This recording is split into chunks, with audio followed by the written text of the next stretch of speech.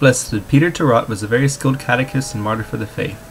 He was proclaimed blessed by Pope John Paul II in 1995, and we celebrate his feast day on July 7th. Peter Tarot was born in small village Rakunai on the island of Papua New Guinea by two Catholic convert parents. As an adolescent, the priest saw a very big potential in Peter to become a priest.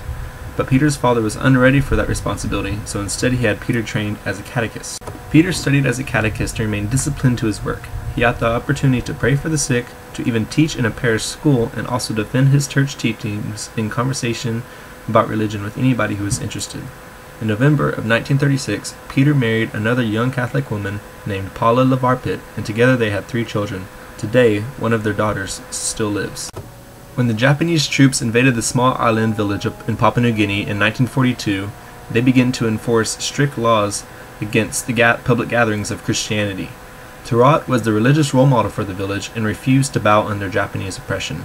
When the priest of the village was forced to leave, he left the work solely to Tarot, saying, "I am leaving my work in your hands. Take care of these people. Don't let them forget about God." So Peter did just that. He continued to organize mass and prayer gatherings for his fellow man.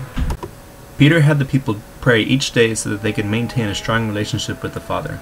As time went by, they had to meet in smaller and smaller groups so that they wouldn't receive too much attention from the Japanese troops. Bibles were hard to come by in the village, so Peter had to go around speaking what he had memorized as a catechist to the different gatherings.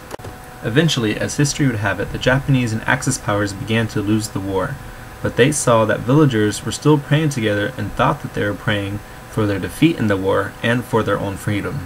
The troops wanted to reinstate polygamy practices for the people in an attempt to make the villagers return to the way that they were before Catholic missionaries began to arrive. Peter Tarot was a faithful husband in marriage and spoke out against this publicly, which is how the Japanese were able to find him and put him behind bars. Tarot continued to pray even while he was in concentration camps and remained as a role model for the people around him. Tarot died in 1945 when a so-called doctor came to cure a so-called illness that Tarot had acquired. An eyewitness saw that the doctor did not come to assist Peter Tarot, but actually injected a lethal shot into him. The eyewitness then shared what he saw with other inmates, and the story of Peter Tarot, of how he died as a martyr for the faith, became known throughout the entire village. Peter Tarot was always a leader amongst his peers, from a young age and even as he grew into an adult as a catechist for the faith.